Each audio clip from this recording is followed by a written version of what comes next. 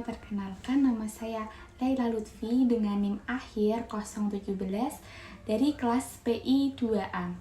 Pada kesempatan kali ini, saya akan mereview materi yang ada pada buku Psikologi Islam karya Bapak Agus Hermawan, SPDI MA.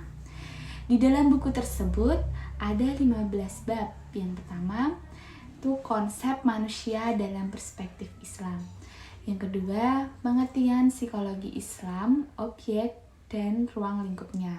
Yang ketiga, psikologi Barat dan psikologi Islam. Yang keempat, metode dan pendekatan psikologi Islam. Yang kelima, jiwa atau nafs dalam perspektif Islam. Yang keenam, kepribadian dan fitrah manusia dalam psikologi Islam. Yang ketujuh, motivasi dalam perspektif Islam. Yang kedelapan, pertumbuhan dan perkembangan dalam Islam. Yang kesembilan, kesehatan mental dalam perspektif Islam. Lalu yang kesepuluh, psikopatologi dalam perspektif Islam.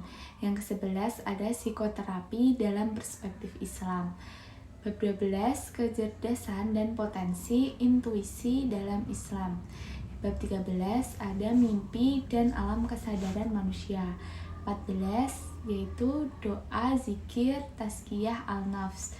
Dan bab yang terakhir, bab 15 ada berpikir dan lupa dalam Islam.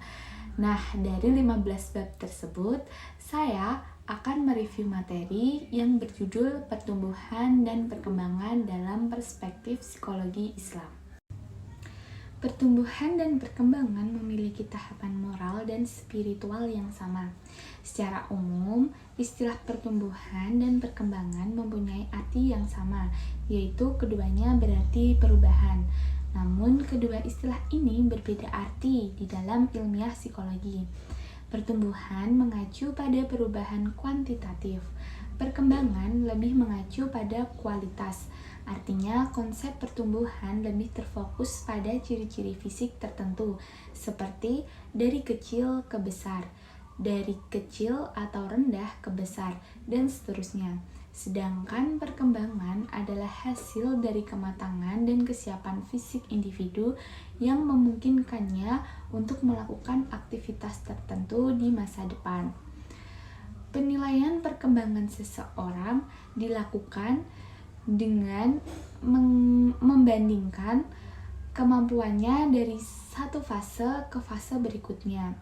Dan jika ada perbedaan yang menunjukkan perbaikan dari tahap sebelumnya, maka individu tersebut telah mengalami perkembangan. Lalu selanjutnya ada tahapan perkembangan manusia dalam Islam. Yang pertama ada periode kandungan yang terdiri dari prakonsepsi atau sebelum pembuahan sperma dan ovum.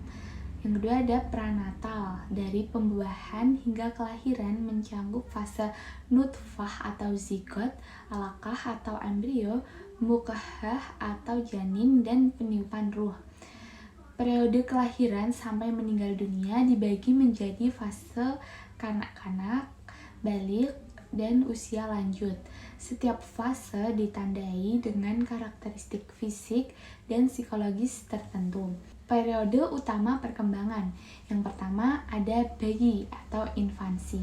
Sejak lahir hingga 18 sampai 24 bulan yang ditandai dengan ketergantungan besar pada orang dewasa dan kemunculan aktivitas psikologis seperti berbicara dan berpikir simbolis.